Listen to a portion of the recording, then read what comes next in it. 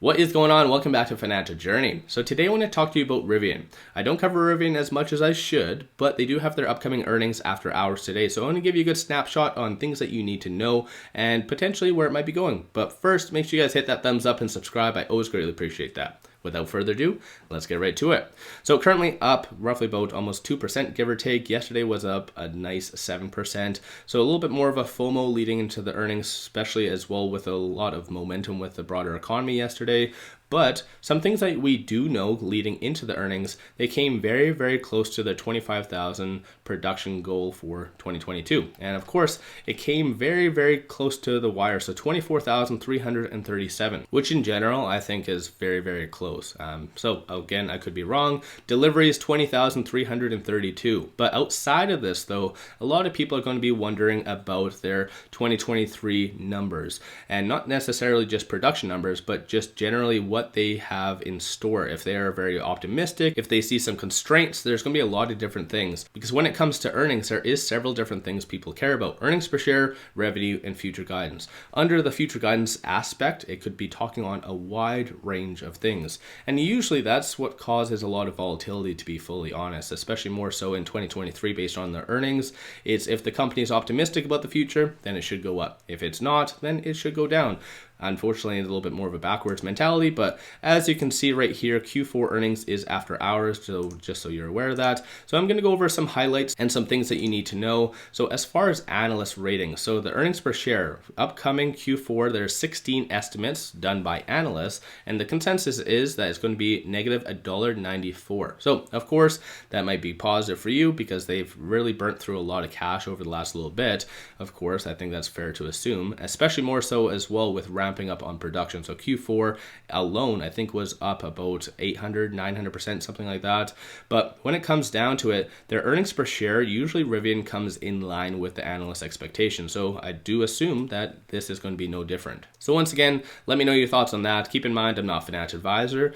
Over and above that, like I said, there is earnings per share and also for revenue. Revenue, this is a nice future growth on what analysts are expecting from Rivian. But the upcoming Q4, there is 17 analysts that did give estimates with a consensus of $747.39 million. So of course, in that regard, it's fairly positive, at least nice growth from the Q3, Q2, and so forth. I think that is what you really want to watch for, is a continued growth. And based on the production numbers, I think this should be very much in line with that. But once again, as you can see over the last couple, for instance, in Q3, the average estimate was 551 versus the actual 536. So potentially a little bit more of a miss, but it does come very, very close to always the analyst expectations. But again, those are 2 points that you really need to watch for. But over and above that though, I also think that once they do issue their numbers, a lot more analysts are going to give good ratings on Rivian. So as you can see, currently the average target price is $37.05, almost up roughly about 100%. So clearly a lot of people have a lot of high expectations for Rivian, and it has gone down quite a lot.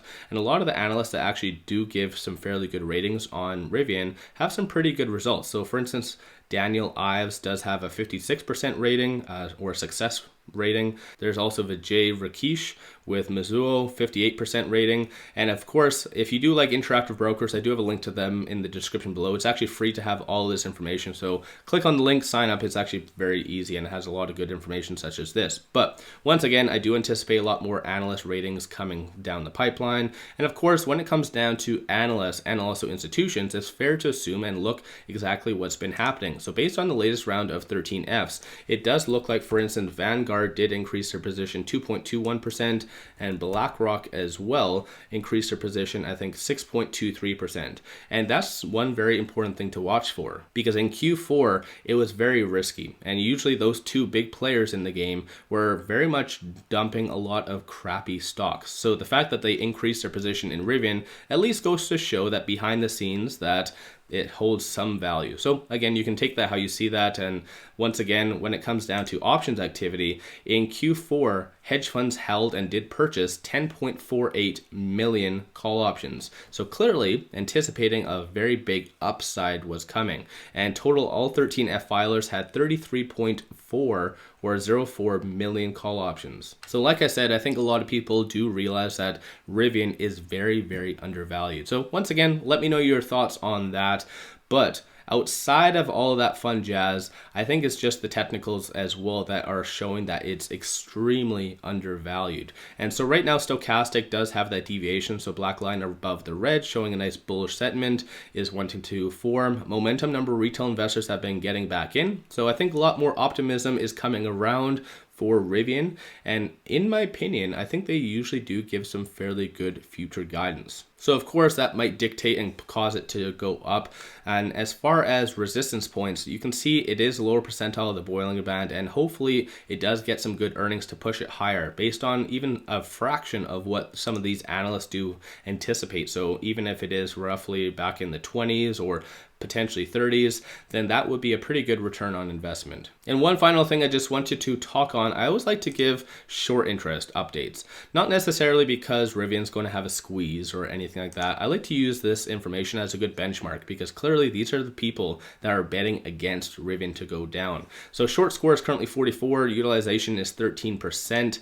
And as far as what shorts are doing currently, increasing 378,000 shares. There's 39.57 million shares being shorted, but the short interest is only 6.67. So like I said, Rivian's not necessarily going to have a squeeze, but the fact that they are increasing the position, they are at least piggybacking off of the small amount of fear of retail investors mostly that about their earnings. So of course there is a small amount of individuals that are a little bit more bearish, but I think based on the number of buying that's been happening in Q4 and also with the options activity, and even more so with the options activity that's happening right now. So this is the options activity that's currently being done right now within the first 45 minutes of the trading day, majority of which is call options. And based on the most active chains, it is assuming that it should be mostly between the $19 and $22.50. So once again, that might be something, might be nothing. It'll be up to you guys to make that determination. Let me know in the comments below your thoughts on that as well, if you would want me to do a little bit more updates for Rivian.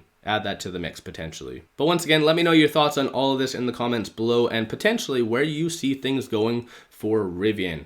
Because of course, based on their future guidance, they could be very much negative and cause it to go down, or vice versa. It could be absolutely huge and cause it to just go very, very high back to the 20s. So it could be all over the place. Let me know your thoughts on all of that in the comments below. If you haven't already, hit that thumbs up and subscribe. I always greatly appreciate that. If you do like my channel and support the growth, take a look at my memberships, link in the description below, or just hit the join button at the bottom of the screen. With that said, appreciate you guys watching. Let's all make a lot of money on Rivian.